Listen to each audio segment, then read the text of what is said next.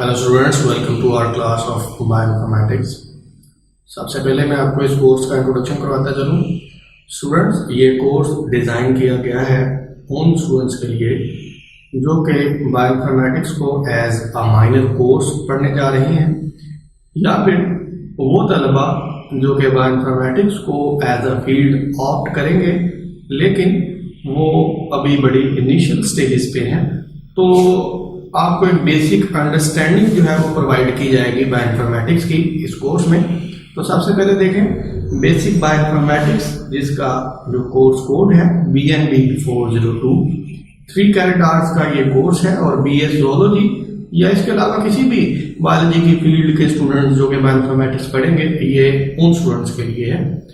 तो आइए स्टार्ट करते हैं आज के लेक्चर में। आज का हमारा पहला लेक्चर जिसका पार्ट 1 है, इसमें हम डिस्कस करेंगे introduction to bioinformatics and biological macromolecule. और बायोलॉजिकल मैक्रोमोलिक्यूल में हमारा फोकस रहेगा इस लेक्चर में DNA और RNA पे, यानी कि न्यूक्लिक एसिड्स के ऊपर। तो आइए स्टार्ट करते हैं। सबसे पहले देखें कि बायोइन्फॉर्मेटिक्स का मतलब क्या है। ये कहना गलत नहीं होगा कि बायोइन्फॉर्मेटिक्स की जो फील्ड है it is actually a progeny of a marriage between biology, खास तौर पे molecular biology and computer science.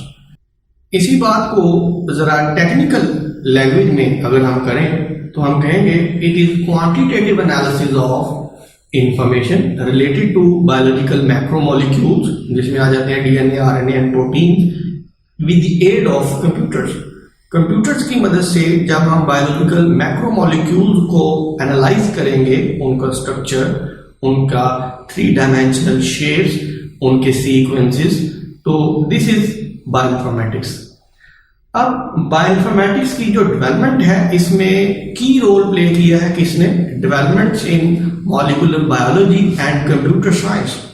Computer science के फील्ड के अंदर दिन ब दिन जैसे जैसे डेवलपमेंट हुई है, डिफरेंट सॉफ्टवेयर्स डेवलप हुए हैं, एल्गोरिथम्स जो है वो डिफरेंट डेवलप हुए हैं। इसी तरह मॉलिक्यूलर बायोलॉजी की फील्ड के अंदर जैसे जैसे तरक्की हुई, genome sequences, then protein sequences, इस तरह से बायोइन्फॉर्मेटिक्स की जो फील्ड है ये डेवलप हुई है। आप समझ लें इसका जन्म हुआ। अब बायोइन्फॉर्मेटिक्स की जरूरत हमें क्यों पेश आई, तो इसकी डिफरेंट वजूहात है। Number 1, advances in genomic studies produce enormous amounts of data. इसका मतलब क्या है, अभी हम नेक्स्ट स्लाइड में इसको देखेंगे। इसी तरह जब इतनी वेस्ट अमाउंट्स के अंदर डाटा हमारे पास बायोलॉजिकल मैक्रोमोलिक्यूल्स से रिलेटेड जब मौजूद होगा तो हमें जरूरत पड़ती है कि इसकी कंप्यूटेशनल टूल्स की, हमें डिफरेंट सॉफ्टवेयर्स की जरूरत पड़ेगी इन डाटा को स्टोर करने के लिए या फिर डिफरेंट तरीके से इनको एनालाइज करने के लिए।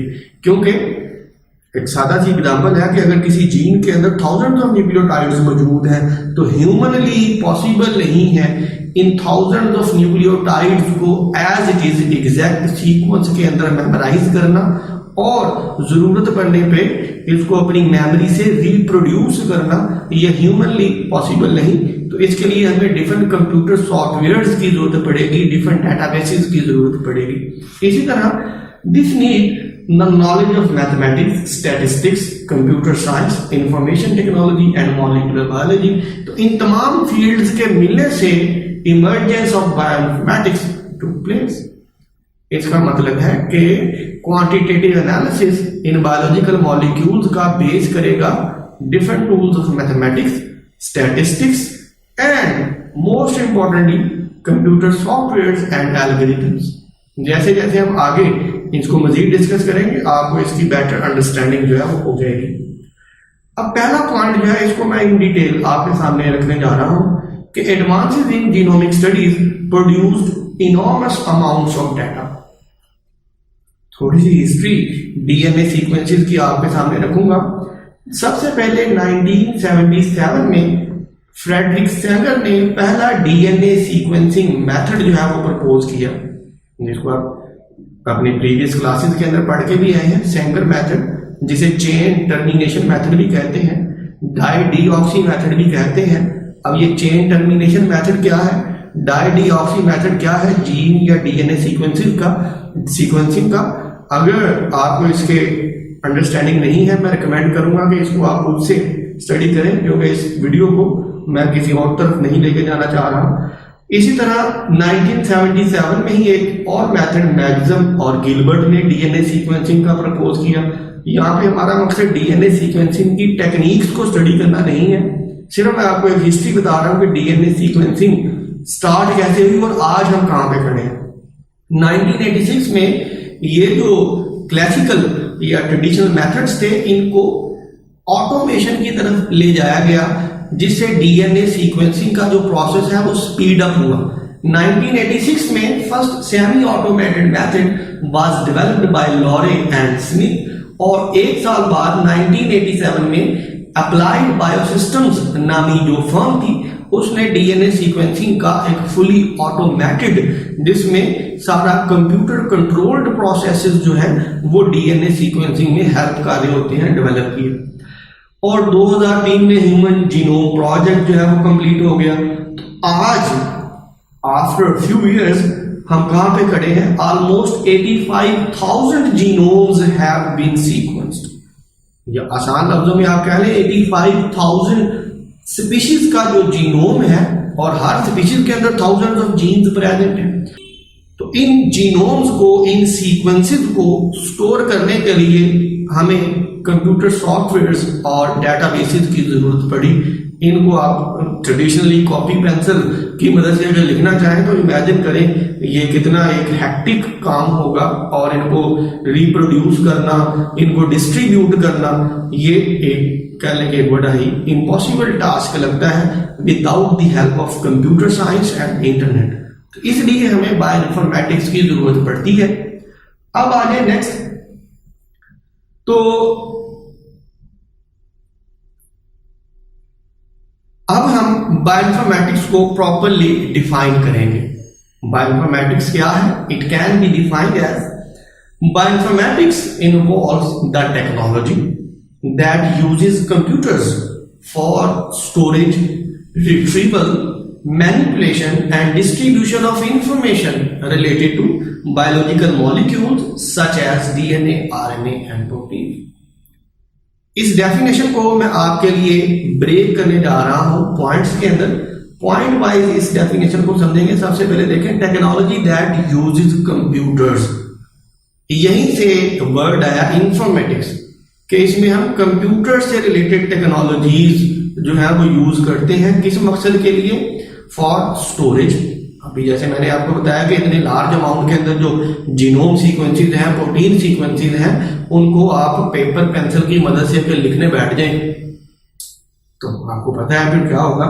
تو ہمیں ان سیکوینسز کو اسٹور کرنے کے لیے کمپیوٹر سافٹ ویئرز اور ڈیٹا بیسز کی ضرورت پڑے گی. اسی طرح ریٹریول، اس کا مطلب ہے کہ ضرورت پڑنے پہ آپ ان ڈیٹا بیسز سے، آپ ان سٹوریجز سے اپنا ریکوائرڈ سیکوینس، پروٹین یا جینوم سیکوینس ریٹریو کر سکیں، واپس ایکسٹریکٹ کر سکیں، حاصل کر سکیں.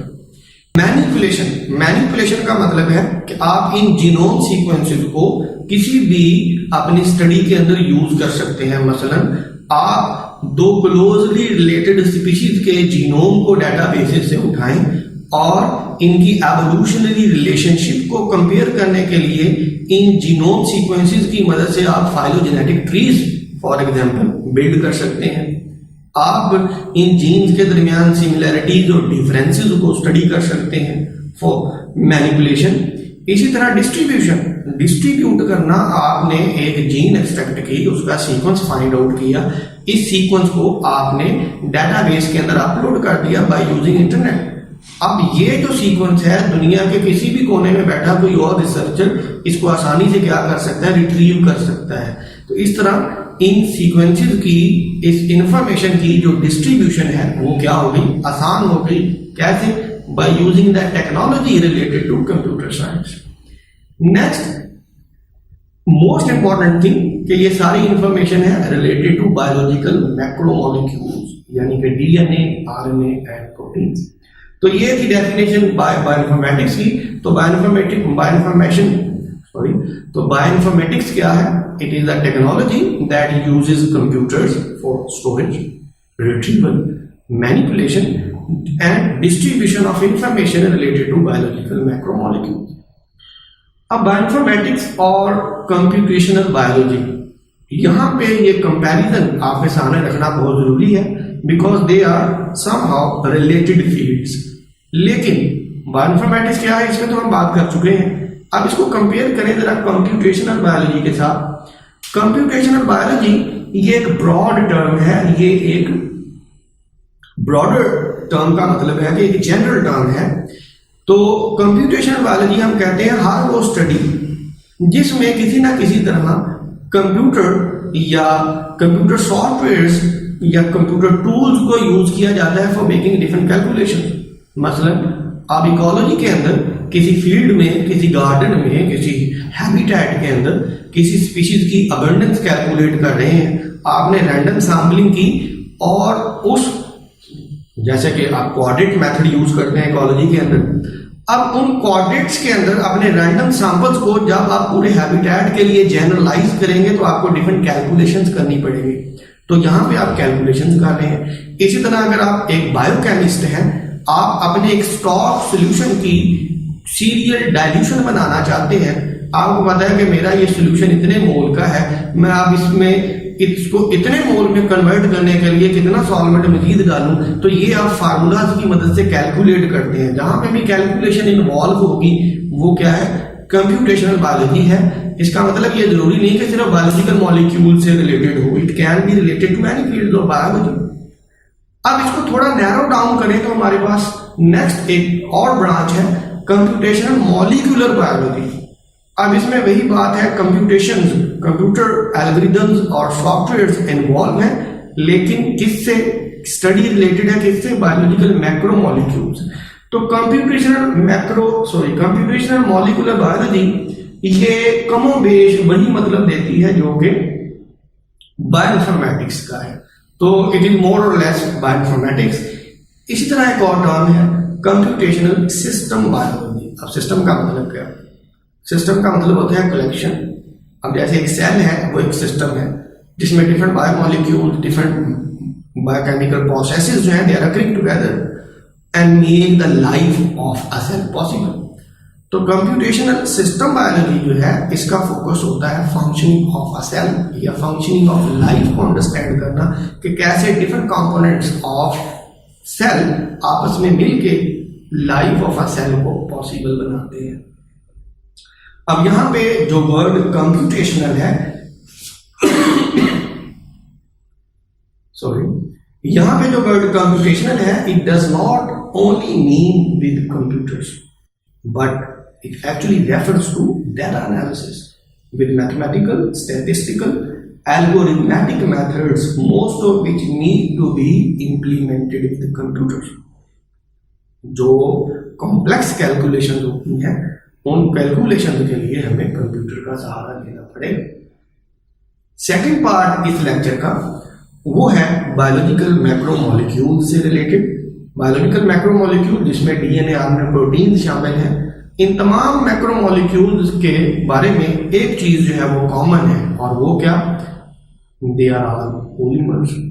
D N a and are N a they are polymers of nucleotides, proteins are polymers of amino acids. Us lecture میں ہمارا فوکس ڈی این اے اور آر این اے پہ رہے گا. تو D N a, are N a they are polymers of nucleotides. ایک nucleotide جو ہے اس کے 3 کمپوننٹس ہوتے ہیں, phosphate group, pentose sugar. Pentose sugar جو کہ آر این اے کے کیس میں رائبوز ہوگی جبکہ ڈی این اے کے کیس میں ڈی آکسی رائبوز شوگر پریزنٹ ہوتی ہے. رائبوز اور ڈی آکسی رائبوز اس کو میں ابھی آپ کو بتاتا ہوں. اور ایک نائٹروجنس بیس پریزنٹ ہوگی, third component of a nucleotide. Nitrogenous bases جو ہیں they can be of 4 types, جس میں ایڈینین اینڈ گوانین جو ہیں they are پیورین bases, they are لارجن bases, they are double linked bases. اسی طرح سائٹوسین اور تھائمین جو ہیں they are single linked bases, they are smaller bases. لیکن آر این اے میں تھائمین کی جگہ پہ پریزنٹ ہوتی ہے یوراسل. اب یہ تمام جو کمپوننٹ ہیں نیوکلیوٹائڈ کے, اس سلائیڈ کے اندر آپ کو ان کے اسٹرکچرز نظر آ رہے ہیں. ان اسٹرکچر کو میمورائز کرنا آپ کے لیے یہاں پہ اتنا امپورٹنٹ نہیں ہے, لیکن پھر بھی دیکھ لیں. یہاں پہ ایڈینین اور گوانین کو دیکھیں تو they are double linked bases, انہیں ہم پیورینز کہتے ہیں. اور یہاں پہ نیچے آپ کو سائٹوسین, تھائمین جو کہ صرف ڈی این اے میں پریزنٹ ہے, यूरासिल जो सिर्फ आरएनए में प्रेजेंट है, ये सिंगल लिंक्ड बेसिस है, इन्हें हम पायरीमिडीन करेंगे। ये शुगर देखें, ये पेंटोज शुगर है, आरएनए के अंदर एक नॉर्मल राइबोज प्रेजेंट है, जबकि डीएनए में डीऑक्सी, जिसे आप 2' डीऑक्सी राइबोज भी कहते हैं, क्योंकि सेकंड कार्बन पे एक ऑक्सीजन यहाँ पे कम है। फॉस्फेट ग्रुप प्रेजेंट है, ये सारे कंबाइन होंगे तो क्या बनेगा, एक न्यूक्लियोटाइड बनेगा।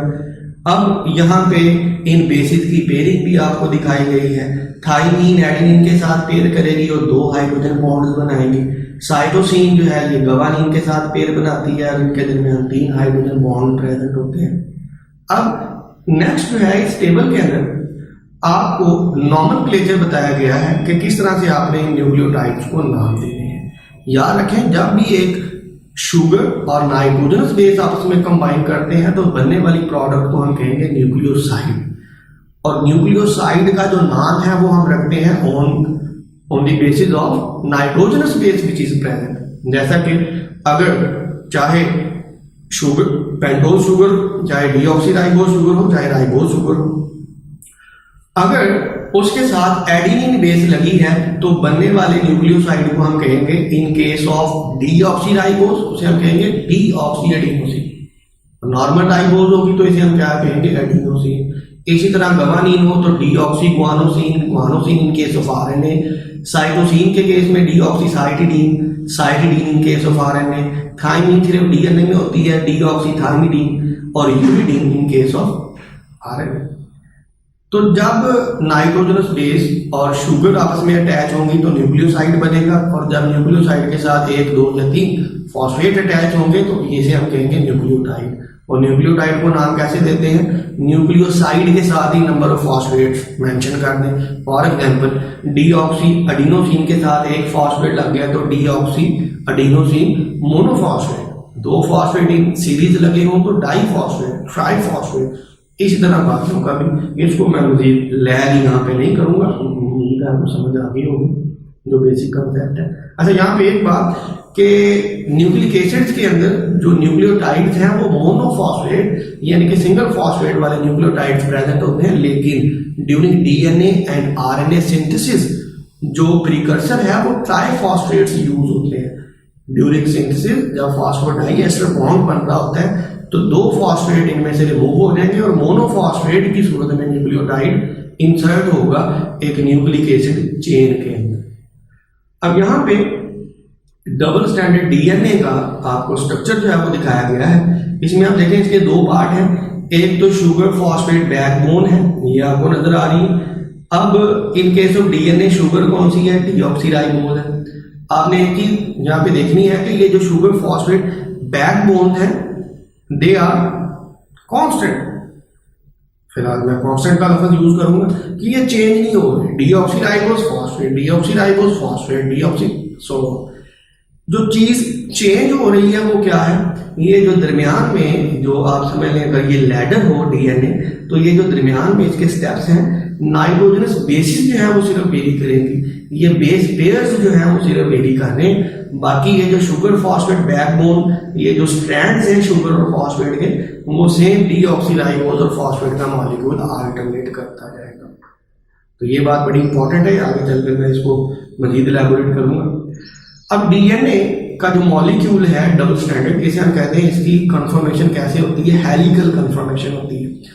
हेलिकल कन्फर्मेशन क्यों, क्योंकि हेलिकल कन्फर्मेशन जो है ये डीएनए मॉलिक्यूल को ज्यादा स्टेबिलिटी प्रोवाइड करती है। इस कॉन्सेप्ट को इस डायग्राम के अंदर समझाया गया आपको, इस पे जरा गौर करें कि अगर exactly upon each other 2 base pairs exactly upon each other present हो तो इनके दरमियान में क्या प्रेजेंट होगा, एक होल, एक गैप प्रेजेंट होगा।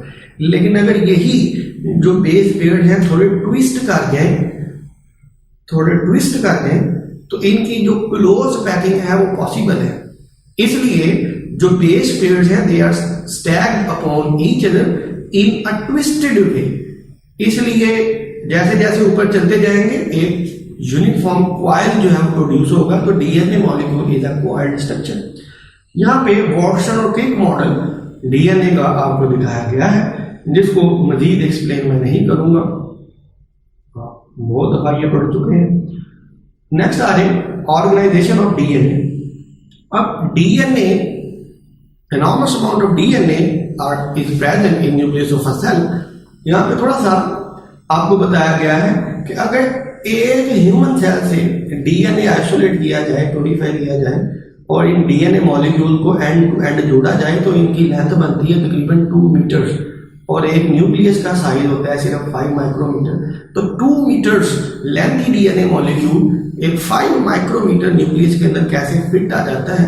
तो उसकी वजह क्या है कि ये DNA molecule with the help of histone protein एक क्लोज पैकिंग अटेन करता है. तो डीएनए की जो ऑर्गेनाइजेशन है इन अ सेल वो कुछ इस तरह से है, यहाँ से फॉलो करें. और डबल स्ट्रैंडेड डीएनए ये हिस्टोन प्रोटीन के साथ मिलकर कुछ इस तरह से बीड लाइक स्ट्रक्चर बनाता है जिन्हें हम क्या कहते हैं? न्यूक्लियोसोम्स कहते हैं.